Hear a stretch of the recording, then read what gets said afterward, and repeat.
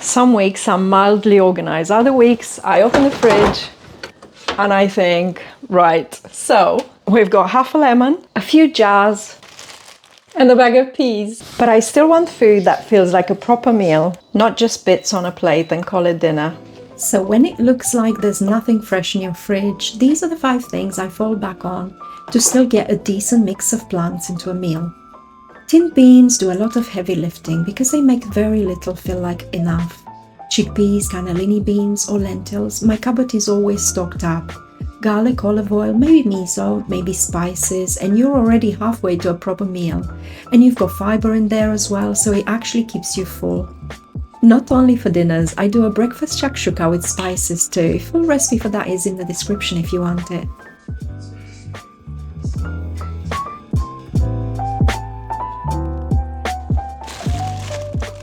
Then frozen veg. Peas are my savior and green beans, but you can use spinach, edamame or mixed veg. They go straight into everything. Pasta, a Thai curry, scrambled eggs, no washing, no chopping, no waste. And you've already added 2 or 3 more plants without really thinking about it. If you have frozen berries, they are great for overnight oats or to top yogurt bowls. So even if the fridge is a bit empty, you're still getting that mix of plants in from your freezer. Veg in a jar will always save you from a beige dinner.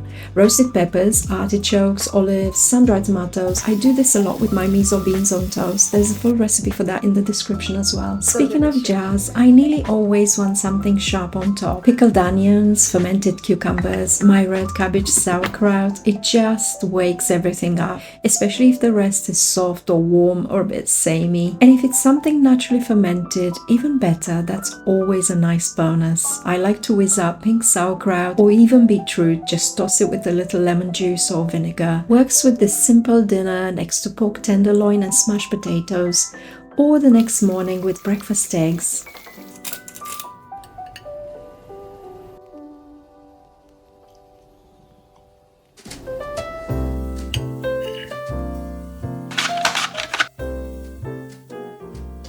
And there's always a jar of pickled red onions in my fridge. I'll add them to bowls, work lunches like this tuna salad, even avocado toast sometimes. It works with pretty much everything.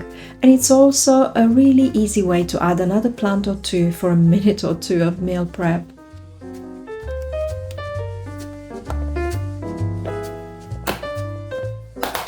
I nearly always have some herbs going, either on the windowsill or in a bucket outside, usually parsley or mint, because seeds, herbs, a drizzle of olive oil, a squeeze of lemon are the finishers. You may feel tempted to skip them, but it's usually the difference between fine and actually nice. They add texture, more flavor, and another couple of plants going in at the end. Even something like an omelette, leftover potatoes, loads of herbs, especially dill, flake some hot smoked salmon, and you have dinner, a good one actually, or next day's work lunch. Full recipe for that omelette is in the description if you want it. So most of my meals end up being some version of this: a base, toast, grains, pasta, potatoes, then a couple of these things layered in, and that's usually how I get to 6, 8, sometimes 10 different plants in one meal.